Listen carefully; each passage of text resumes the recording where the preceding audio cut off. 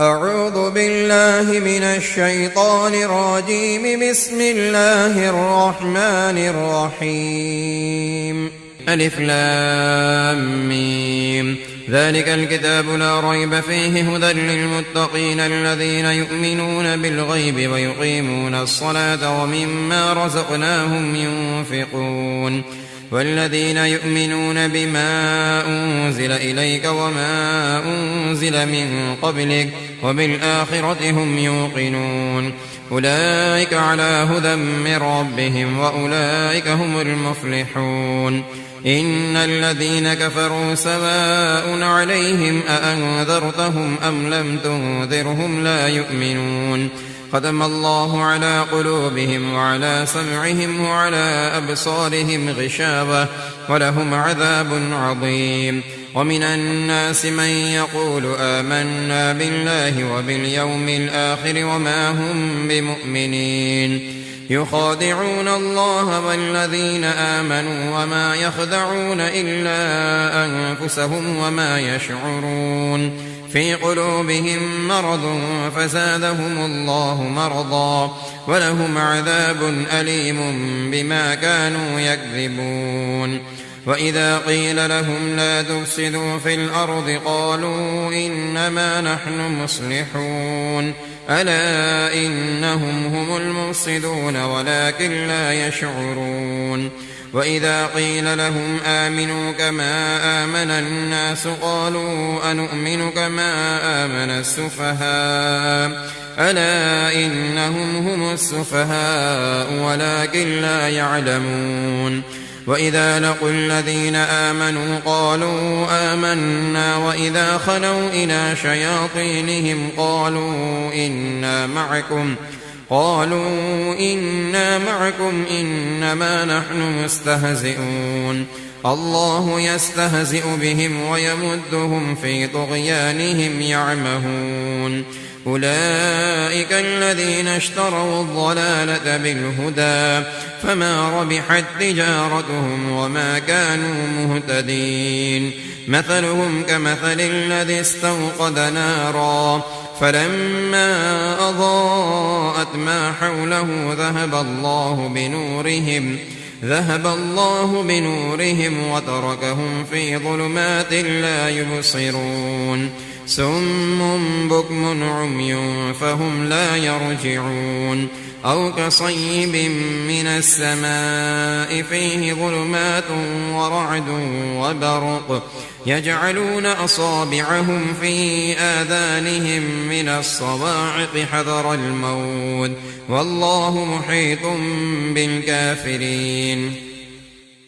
يكاد البرق يخطف أبصارهم كلما أضاء لهم مشوا فيه وإذا أظلم عليهم قاموا ولو شاء الله لذهب بسمعهم وأبصارهم إن الله على كل شيء قدير. يا أيها الناس اعبدوا ربكم الذي خلقكم والذين من قبلكم لعلكم تتقون الذي جعل لكم الأرض فراشا والسماء بناء وأنزل من السماء ماء فأخرج به من الثمرات رزقا لكم فلا تجعلوا لله أندادا وأنتم تعلمون. وإن كنتم في ريب مما نزلنا على عبدنا فأتوا بسورة من مثله وادعوا شهداءكم من دون الله إن كنتم صادقين فإن لم تفعلوا ولن تفعلوا فاتقوا النار التي وقودها الناس والحجارة أعدت للكافرين. وبشر الذين آمنوا وعملوا الصالحات أن لهم جنات تجري من تحتها الأنهار كلما رزقوا منها من ثمرة رزقا قالوا هذا الذي رزقنا من قبل وأتوا به متشابها ولهم فيها أزواج مطهرة وهم فيها خالدون. إن الله لا يستحيي أن يضرب مثلا ما بعوضة فما فوقها فأما الذين آمنوا فيعلمون أنه الحق من ربهم وأما الذين كفروا فيقولون ماذا أراد الله بهذا مثلا يضل به كثيرا ويهدي به كثيرا وما يضل به إلا الفاسقين الذين ينقضون عهد الله من بعد ميثاقه ويقطعون ما أمر الله به أن يوصل ويفسدون في الأرض أولئك هم الخاسرون كيف تكفرون بالله وكنتم أمواتا فأحياكم ثم يميتكم ثم يحييكم ثم إليه ترجعون هو الذي خلق لكم ما في الأرض جميعا ثم استوى إلى السماء فسواهن 7 سماوات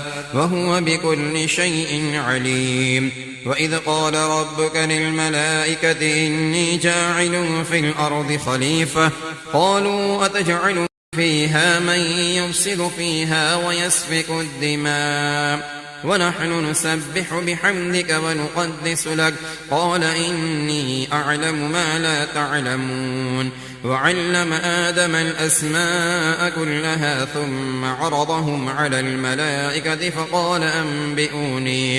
فقال أنبئوني بأسماء هؤلاء إن كنتم صادقين قالوا سبحانك لا علم لنا إلا ما علمتنا إنك أنت العليم الحكيم قال يا آدم أنبئهم بأسمائهم فلما أنبأهم بأسمائهم قال ألم أقل لكم إني أعلم غيب السماوات والأرض وأعلم ما تبدون وما كنتم تكتمون وإذ قلنا للملائكة اسجدوا لآدم فسجدوا إلا إبليس أبى واستكبر وكان من الكافرين وقلنا يا آدم اسكن أنت وزوجك الجنة وكلا منها رغدا حيث شئتما ولا تقربا هذه الشجرة فتكونا من الظالمين فأزلهما الشيطان عنها فأخرجهما مما كانا فيه وقلنا اهبطوا بعضكم لبعض عدو ولكم في الأرض مستقر ومتاع إلى حين فتلقى آدم من ربه كلمات فتاب عليه إنه هو التواب الرحيم قلنا اهبطوا منها جميعا فإما يأتينكم مني هدى فمن تبع هداي فلا خوف عليهم ولا هم يحزنون والذين كفروا وكذبوا بآياتنا أولئك أصحاب النار هم فيها خالدون يا بني إسرائيل اذكروا نعمتي التي أنعمت عليكم وأوفوا بعهدي أوف بعهدكم وإياي فارهبون وآمنوا بما أنزلت مصدقا لما معكم ولا تكونوا أول كافر به ولا تشتروا بآياتي ثمنا قليلا وإياي فاتقون ولا تلبسوا الحق بالباطل وتكتموا الحق وأنتم تعلمون وأقيموا الصلاة وآتوا الزكاة واركعوا مع الراكعين أتأمرون الناس بالبر وتنسون أنفسكم وأنتم تتلون الكتاب أفلا تعقلون واستعينوا بالصبر والصلاة وإنها لكبيرة إلا على الخاشعين الذين يظنون أنهم ملاقو ربهم وأنهم إليه راجعون يا بني إسرائيل اذكروا نعمتي التي أنعمت عليكم وأني فضلتكم على العالمين واتقوا يوما لا تجزي نفس عن نفس شيئا ولا يقبل منها شفاعة ولا يؤخذ منها عدل ولا هم ينصرون. وإذ نجيناكم من آل فرعون يسومونكم سوء العذاب يذبحون أبناءكم ويستحيون نساءكم وفي ذلكم بلاء من ربكم عظيم. وإذ فرقنا بكم البحر فأنجيناكم وأغرقنا آل فرعون وأنتم تنظرون. وإذ واعدنا موسى 40 ليلة ثم اتخذتم العجل من بعده وأنتم ظالمون ثم عفونا عنكم من بعد ذلك لعلكم تشكرون. وإذ آتينا موسى الكتاب والفرقان لعلكم تهتدون. وإذ قال موسى لقومه يا قوم إنكم ظلمتم أنفسكم باتخاذكم العجل فتوبوا إلى بارئكم فاقتلوا أنفسكم ذلكم خير لكم عند بارئكم فتاب عليكم إنه هو التواب الرحيم. وإذ قلتم يا موسى لن نؤمن لك حتى نرى الله جهرة فأخذتكم الصاعقة وأنتم تنظرون ثم بعثناكم من بعد موتكم لعلكم تشكرون. وظللنا عليكم الغمام وأنزلنا عليكم المن والسلوى كلوا من طيبات ما رزقناكم وما ظلمونا ولكن كانوا أنفسهم يظلمون. وإذ قلنا ادخلوا هذه القرية فكلوا منها حيث شئتم رغدا وادخلوا الباب سجدا وقولوا حطة نغفر لكم خطاياكم وسنزيد المحسنين. فبدل الذين ظلموا قولا غير الذي قيل لهم فأنزلنا على الذين ظلموا رجزا من السماء بما كانوا يفسقون. وإذ استسقى موسى لقومه فقلنا اضرب بعصاك الحجر فانفجرت منه 12 عينا قد علم كل أناس مشربهم كلوا واشربوا من رزق الله ولا تعثوا في الأرض مفسدين. وإذ قلتم يا موسى لن نصبر على طعام واحد فادع لنا ربك يخرج لنا مما تنبت الأرض من بقلها وقثائها وفومها وعدسها وبصلها قال أتستبدلون الذي هو أدنى بالذي هو خير اهبطوا مصرا فإن لكم ما سألتم وضربت عليهم الذلة والمسكنة وباءوا بغضب من الله ذلك بأنهم كانوا يكفرون بآيات الله ويقتلون النبيين بغير الحق ذلك بما عصوا وكانوا يعتدون. إن الذين آمنوا والذين هادوا والنصارى والصابئين من آمن بالله واليوم الآخر وعمل صالحا فلهم أجرهم عند ربهم ولا خوف عليهم ولا هم يحزنون. وإذ أخذنا ميثاقكم ورفعنا فوقكم الطور خذوا ما آتيناكم بقوة واذكروا ما فيه لعلكم تتقون ثم توليتم من بعد ذلك فلولا فضل الله عليكم ورحمته لكنتم من الخاسرين. ولقد علمتم الذين اعتدوا منكم في السبت فقلنا لهم كونوا قردة خاسئين فجعلناها نكالا لما بين يديها وما خلفها وموعظة للمتقين. وإذ قال موسى لقومه إن الله يأمركم أن تذبحوا بقرة قالوا أتتخذنا هزوا قال أعوذ بالله أن أكون من الجاهلين. قالوا ادع لنا ربك يبين لنا ما هي قال إنه يقول إنها بقرة لا فارض ولا بكر عوان بين ذلك فافعلوا ما تؤمرون قالوا ادع لنا ربك يبين لنا ما لونها قال إنه يقول إنها بقرة صفراء فاقع لونها تسر الناظرين قالوا ادع لنا ربك يبين لنا ما هي إن البقرة شابه علينا وإنا إن شاء الله لمهتدون قال إنه يقول إنها بقرة لا ذلول تثير الأرض ولا تسقي الحرث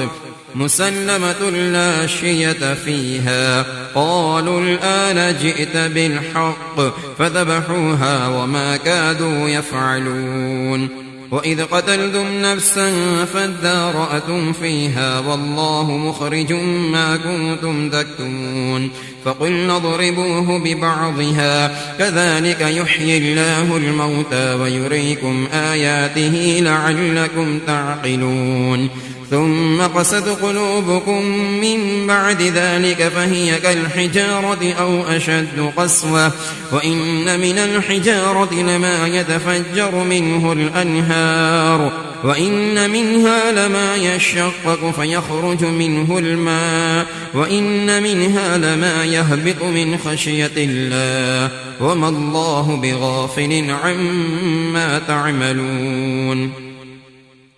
أفتطمعون أن يؤمنوا لكم وقد كان فريق منهم يسمعون كلام الله ثم يحرفونه من بعد ما عقلوه وهم يعلمون وإذا لقوا الذين آمنوا قالوا آمنا وإذا خلا بعضهم إلى بعض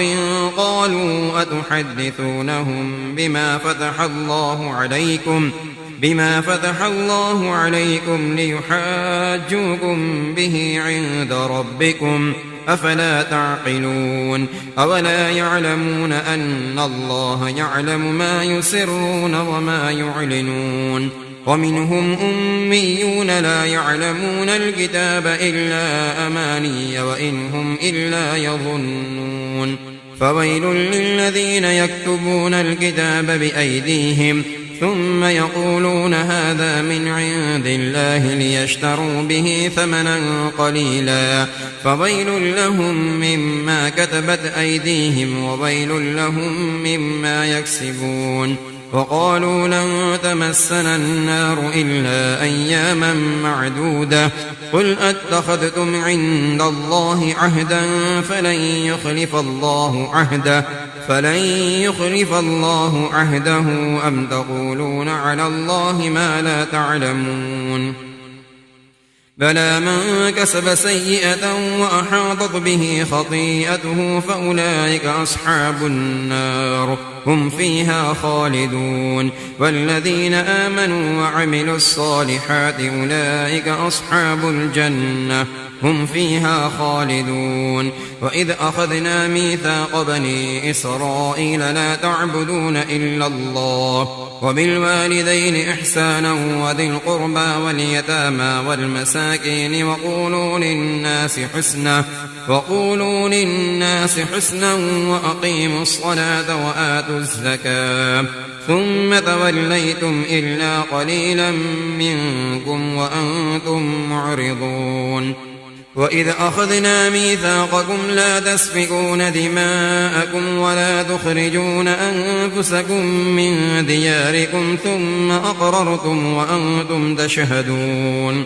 ثم أنتم هؤلاء تقتلون أنفسكم وتخرجون فريقا منكم من ديارهم فظاهرون عليهم بالإثم والعدوان وإن يأتوكم أسارى تفادوهم وهو محرم عليكم إخراجهم أفتؤمنون ببعض الكتاب وتكفرون ببعض فما جزاء من يفعل ذلك منكم إلا خزي في الحياة الدنيا ويوم القيامة يردون إلى أشد العذاب وما الله بغافل بغافل عما تعملون أولئك الذين اشتروا الحياة الدنيا بالآخرة فلا يخفف عنهم العذاب ولا هم ينصرون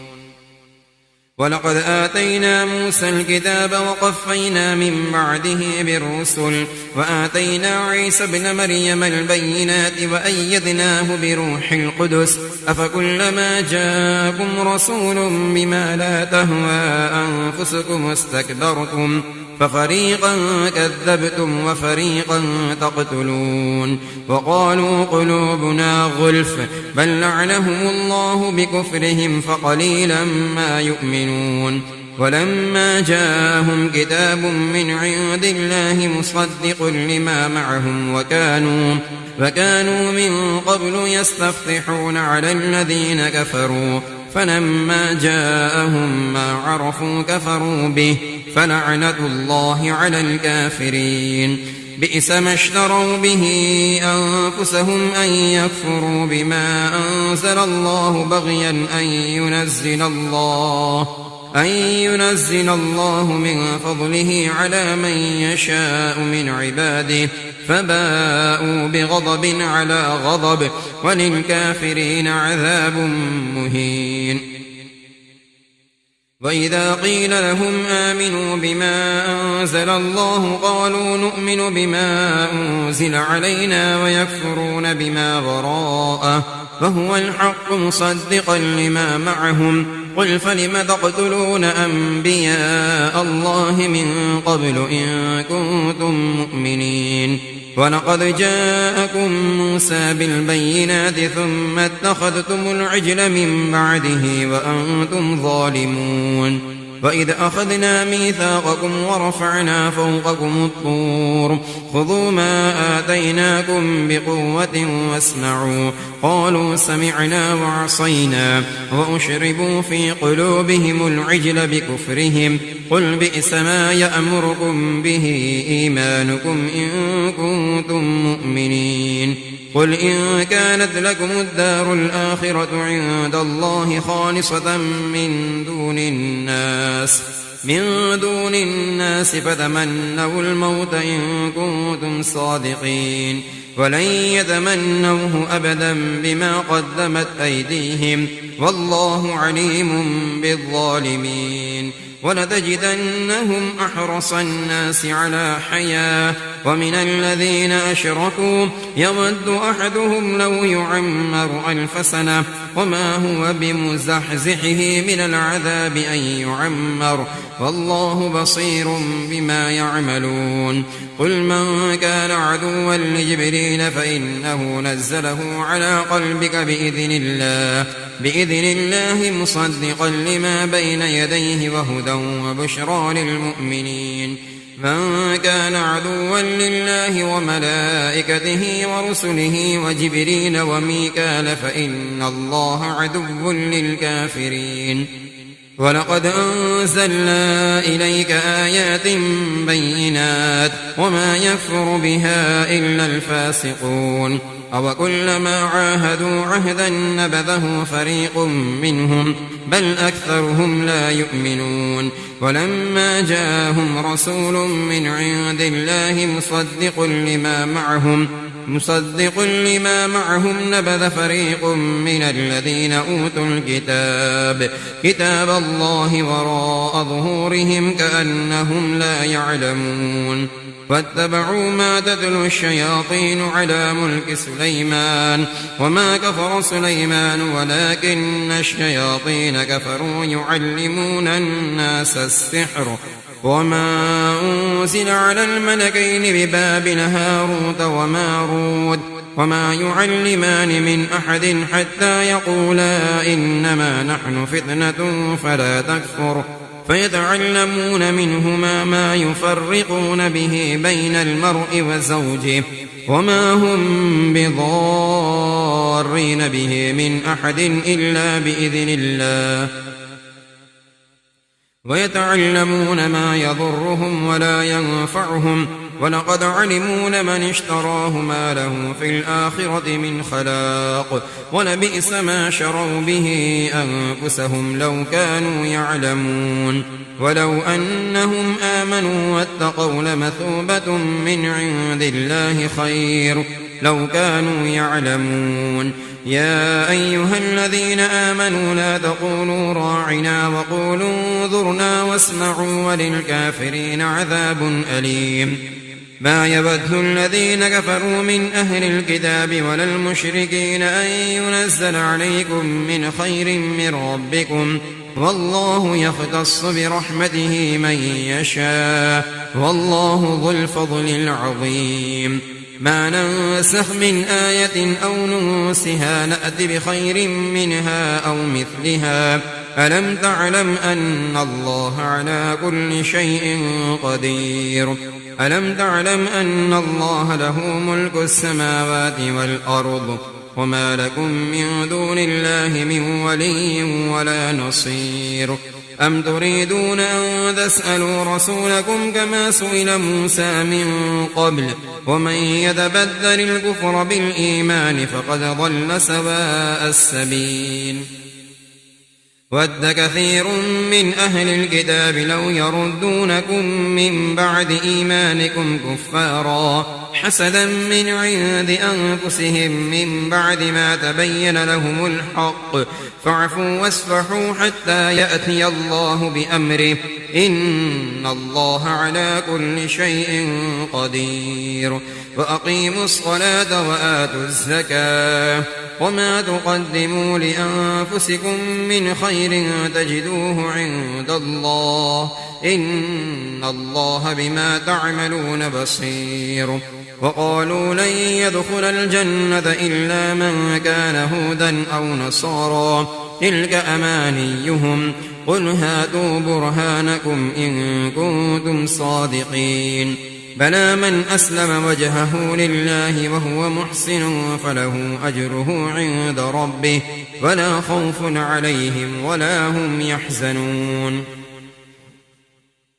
وقالت اليهود ليست النصارى على شيء وقالت النصارى ليست اليهود على شيء وهم يتلون الكتاب كذلك قال الذين لا يعلمون مثل قولهم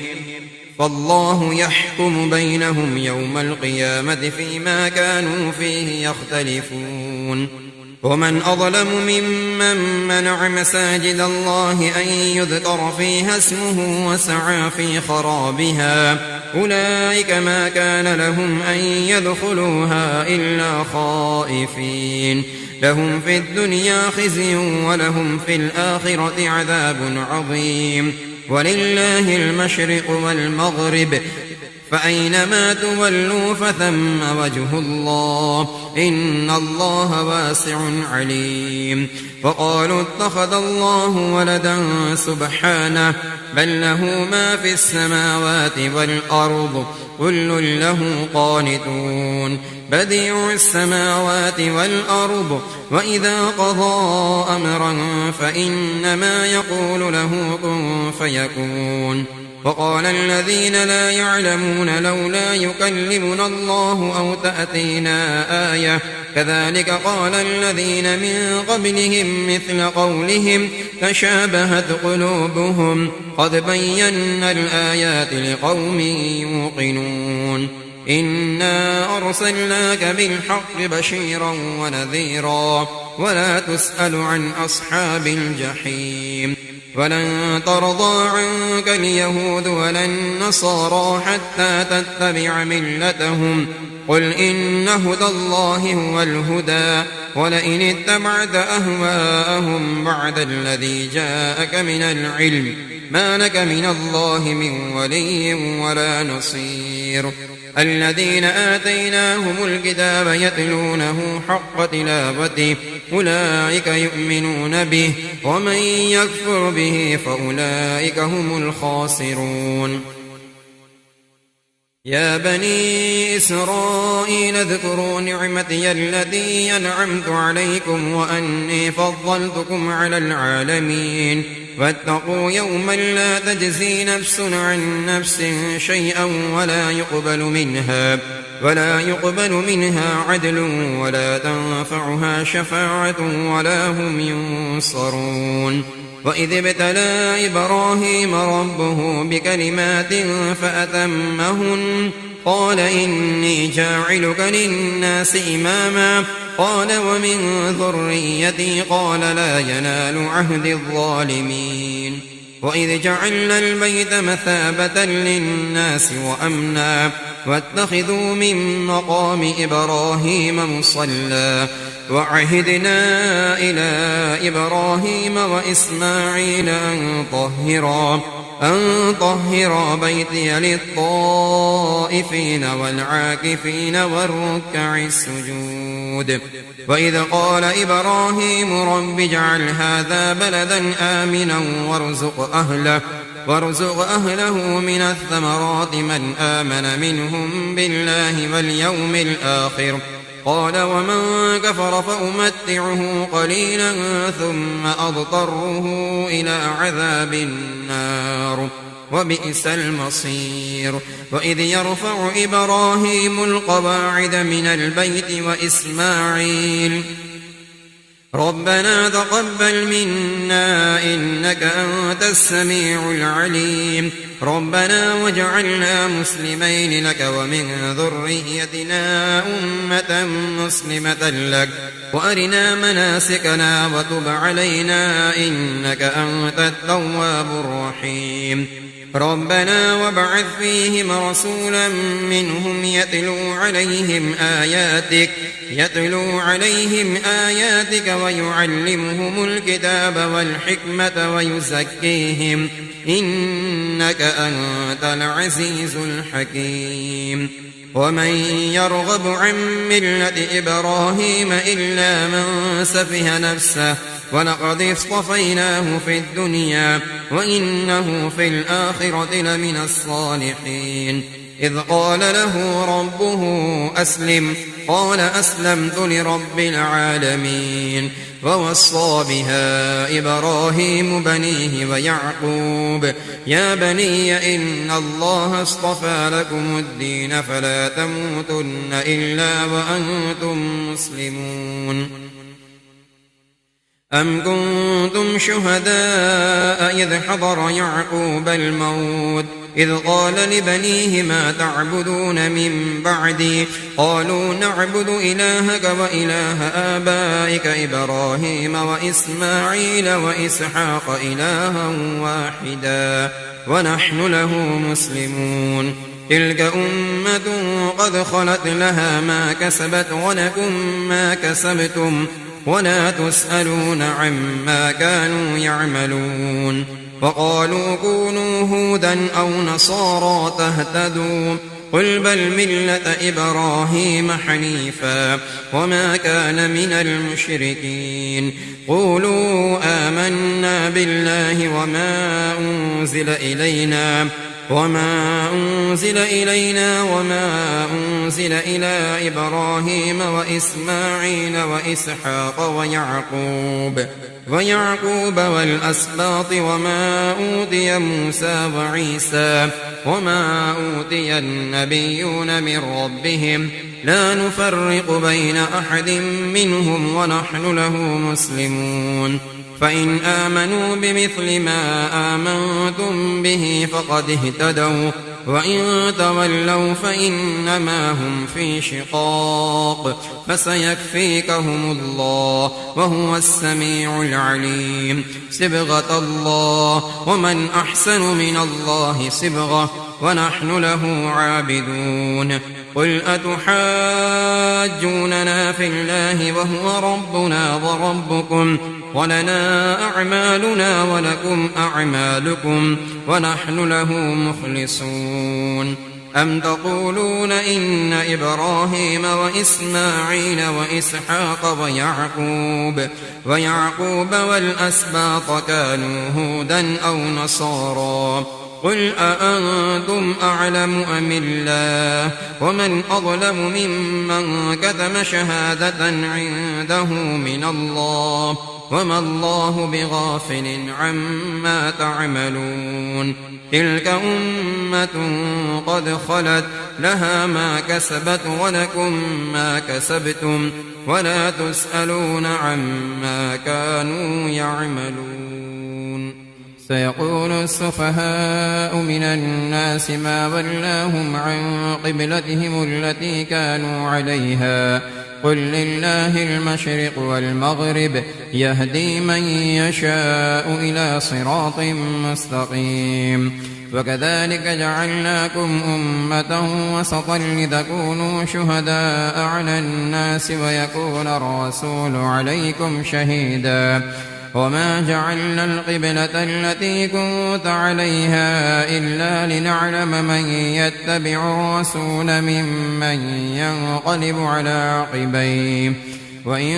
كانت لكبيرة إلا على الذين هدى الله وما كان الله ليضيع إيمانكم إن الله بالناس لرءوف رحيم قد نرى تقلب وجهك في السماء فلنولينك قبلة ترضاها فول وجهك شطر المسجد الحرام وحيث ما كنتم فولوا وجوهكم شطره وإن الذين أوتوا الكتاب ليعلمون أنه الحق من ربهم وما الله بغافل عما يعملون ولئن أتيت الذين أوتوا الكتاب بكل آية ما تبعوا قبلتك وما أنت بتابع قبلتهم وما بعضهم بتابع قبلة بعض ولئن اتبعت أهواءهم من بعد ما جاءك من العلم إنك إذا لمن الظالمين الذين آتيناهم الكتاب يعرفونه كما يعرفون أبناءهم وإن فريقا منهم ليكتمون الحق وهم يعلمون الحق من ربك فلا تكونن من الممترين ولكل وجهة هو موليها فاستبقوا الخيرات أينما تكونوا يأت بكم الله جميعا إن الله على كل شيء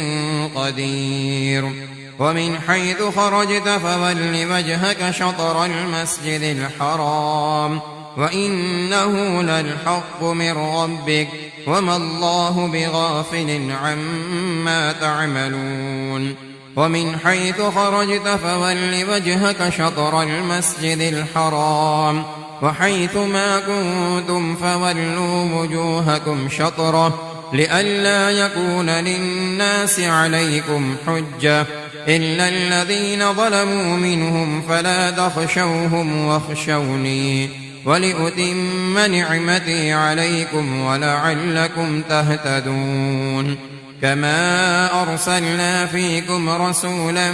منكم يتلو عليكم آياتنا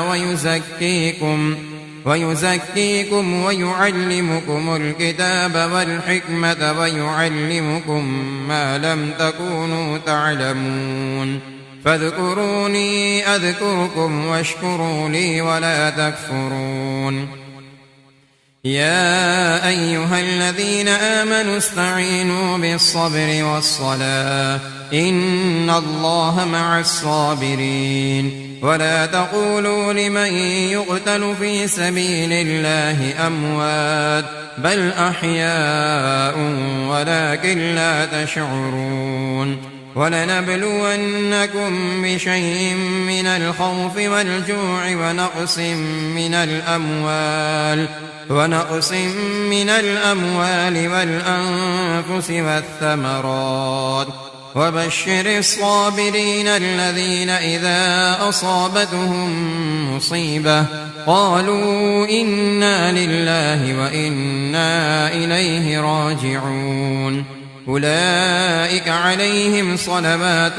من ربهم ورحمة وأولئك هم المهتدون إن الصفا والمروة من شعائر الله فمن حج البيت أو اعتمر فلا جناح عليه أن يطوف بهما ومن تطوع خيرا فإن الله شاكر عليم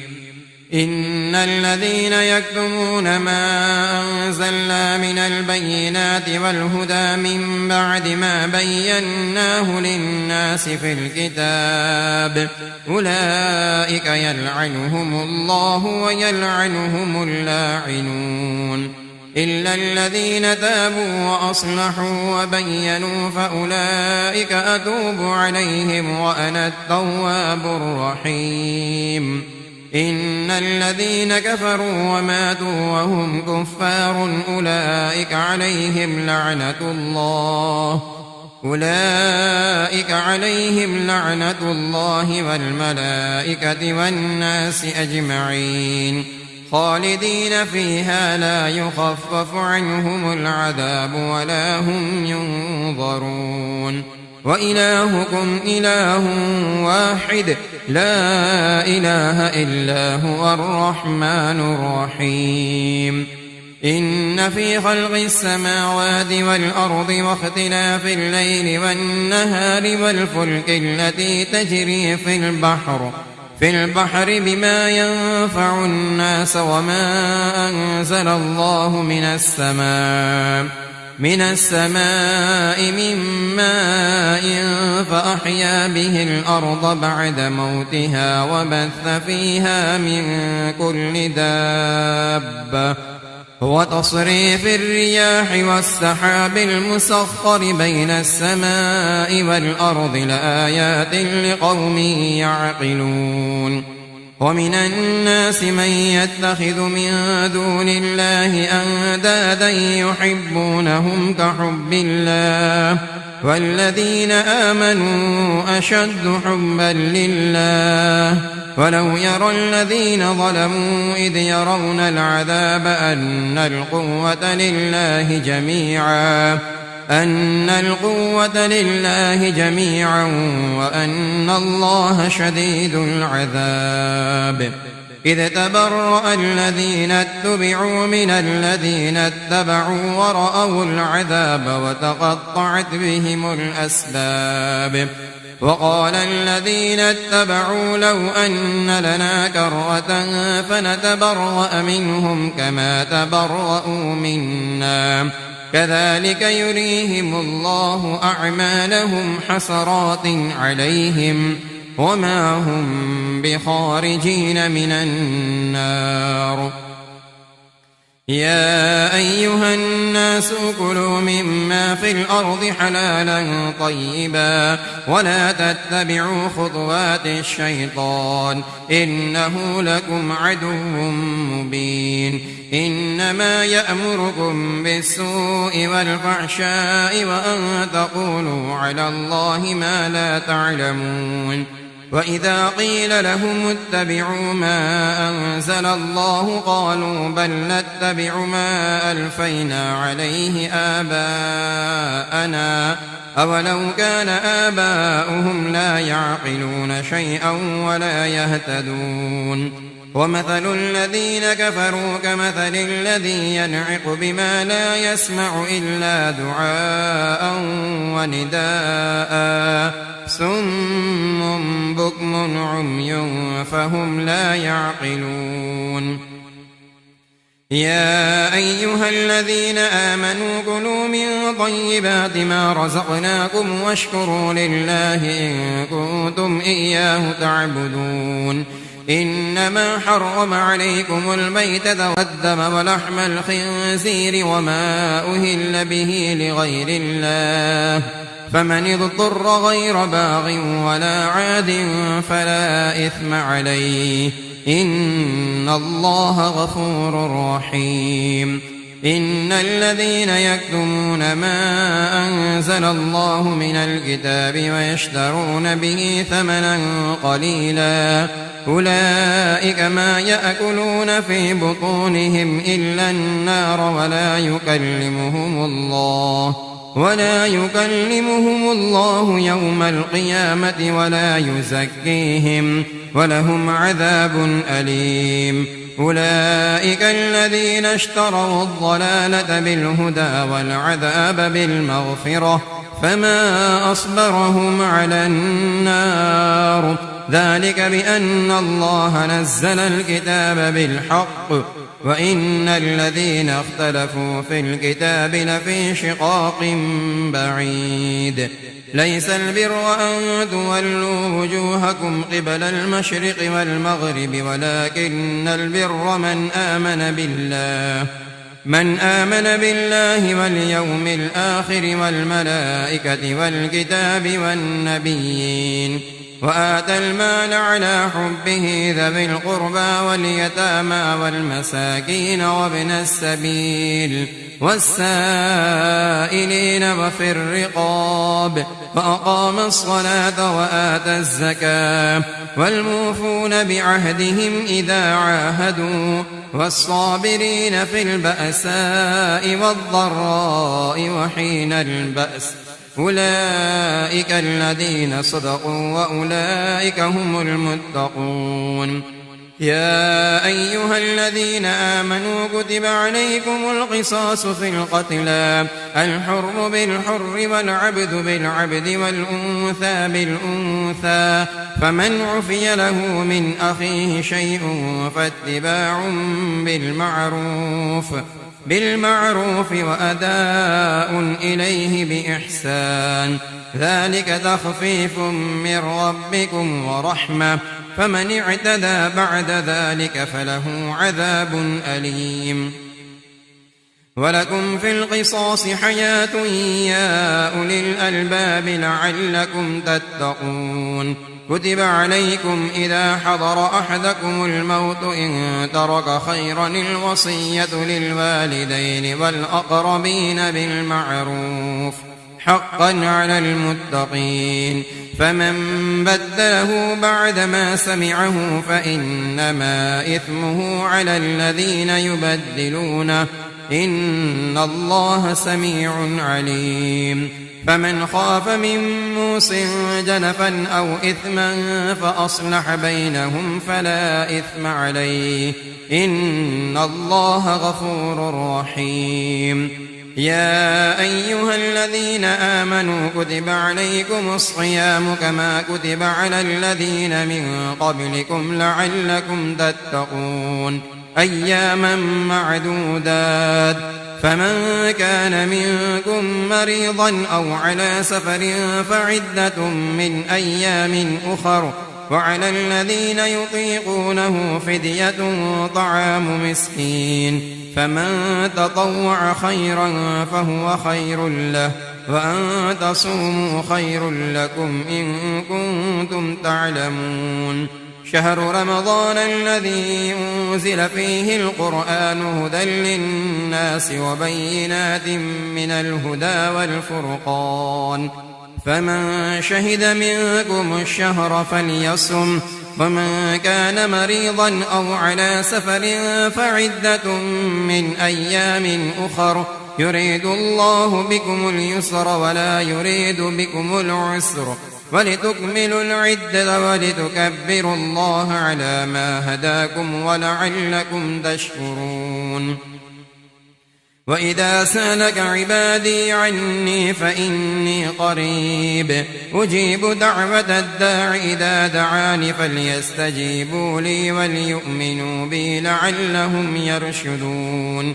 أحل لكم ليلة الصيام الرفث إلى نسائكم هن لباس لكم وأنتم لباس لهن علم الله أنكم كنتم تختانون أنفسكم فتاب عليكم وعفى عنكم فالآن باشروهن وابتغوا ما كتب الله لكم وكلوا واشربوا حتى يتبين لكم الخيط الأبيض من الخيط الأسود من الفجر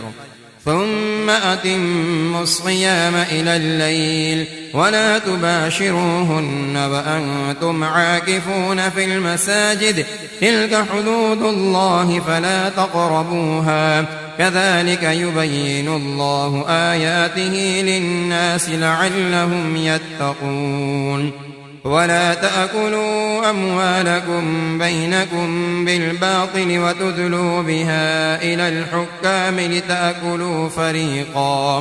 لتأكلوا فريقا من أموال الناس بالإثم وأنتم تعلمون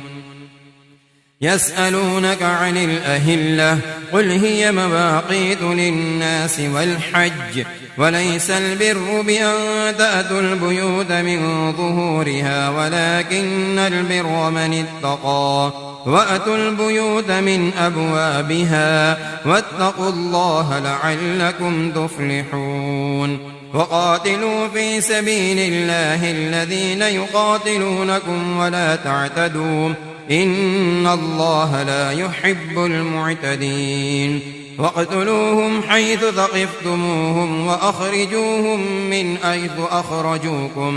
من حيث أخرجوكم والفتنة أشد من القتل ولا تقاتلوهم عند المسجد الحرام حتى يقاتلوكم فيه فإن قاتلوكم فاقتلوهم كذلك جزاء الكافرين فإن انتهوا فإن الله غفور رحيم وقاتلوهم حتى لا تكون فتنة ويكون الدين لله فإن انتهوا فلا عدوان إلا على الظالمين الشهر الحرام بالشهر الحرام والحرمات قصاص فمن اعتدى عليكم فاعتدوا عليه بمثل ما اعتدى عليكم واتقوا الله واعلموا أن الله مع المتقين وأنفقوا في سبيل الله ولا تلقوا بأيديكم إلى التهلكة وأحسنوا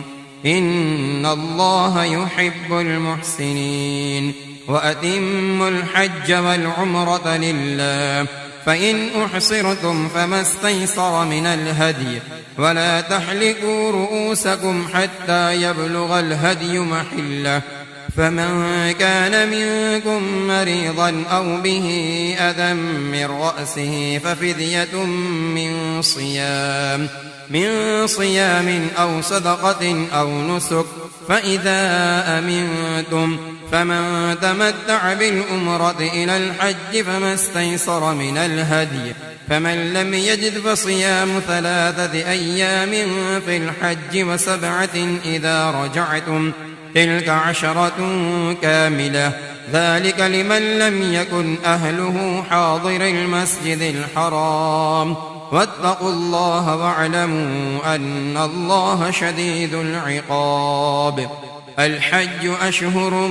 معلومات فمن فرض فيهن الحج فلا رفث ولا فسوق ولا جدال في الحج وما تفعلوا من خير يعلمه الله وتزودوا فإن خير الزاد التقوى واتقون يا أولي الألباب ليس عليكم جناح أن تبتغوا فضلا من ربكم فإذا أفضتم من عرفات فاذكروا الله عند المشعر الحرام واذكروه كما هداكم وإن كنتم من قبله لمن الضالين ثم أفيضوا من حيث أفاض الناس واستغفروا الله إن الله غفور رحيم فإذا قضيتم مناسككم فاذكروا الله كذكركم آباءكم أو أشد ذكرا فمن الناس من يقول ربنا آتنا في الدنيا وما له في الآخرة من خلاق ومنهم من يقول ربنا آتنا في الدنيا حسنة وفي الآخرة حسنة وقنا عذاب النار أولئك لهم نصيب مما كسبوا والله سريع الحساب واذكروا الله في أيام معدودات فمن تعجل في يومين فلا إثم عليه ومن تأخر فلا إثم عليه لمن اتقى واتقوا الله واعلموا أنكم إليه تحشرون ومن الناس من يعجبك قوله في الحياة الدنيا ويشهد الله على ما في قلبه وهو على الخصام وإذا تولى سعى في الأرض ليفسد فيها ويهلك الحرث والنسل والله لا يحب الفساد وإذا قيل له اتق الله أخذته العزة بالإثم فحسبه جهنم ولبئس المهاد ومن الناس من يشري نفسه ابتغاء مرضات الله والله رؤوف بالعباد يا أيها الذين آمنوا ادخلوا في السلم كافة ولا تتبعوا خطوات الشيطان إنه لكم عدو مبين فإن زللتم من بعد ما جاءتكم البينات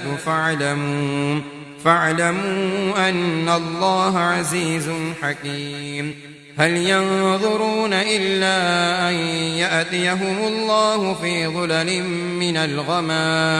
من الغمام والملائكة وقضي الأمر وإلى الله ترجع الأمور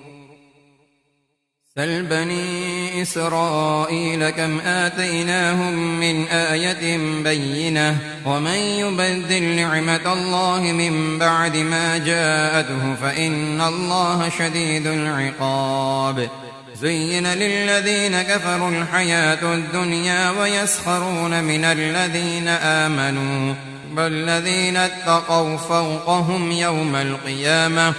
والله يرزق من يشاء بغير حساب كان الناس أمة واحدة فبعث الله النبيين مبشرين ومنذرين وأنزل معهم الكتاب بالحق ليحكم بين الناس فيما اختلفوا فيه وما اختلف فيه إلا الذين أوتوه من بعد ما جاءتهم البينات بغيا بينهم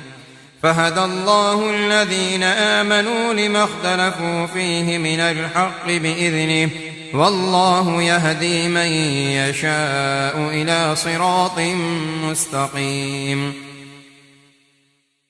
أم حسبتم أن تدخلوا الجنة ولما يأتكم مثل الذين خلوا من قبلكم مستهم البأساء والضراء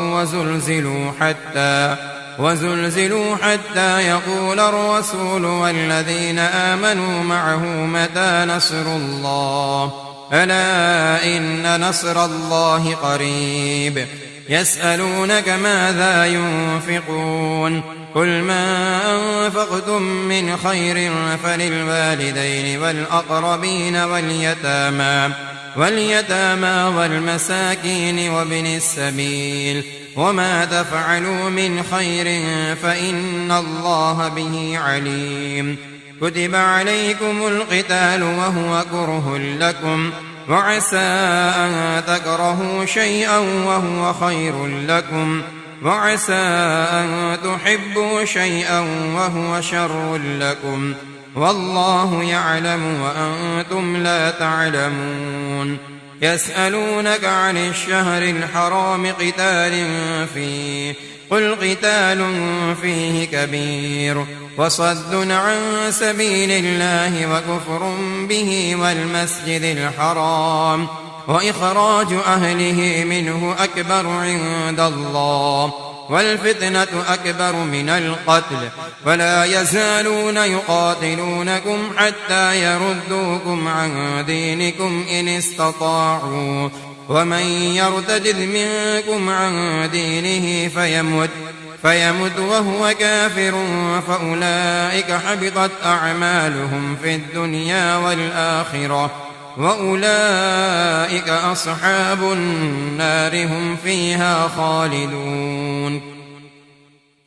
إن الذين آمنوا والذين هاجروا وجاهدوا في سبيل الله أولئك يرجون رحمة الله والله غفور رحيم يسألونك عن الخمر والميسر قل فيهما إثم كبير ومنافع للناس وإثمهما أكبر من نفعهما ويسألونك ماذا ينفقون قل العفو كذلك يبين الله لكم الآيات لعلكم تتفكرون في الدنيا والآخرة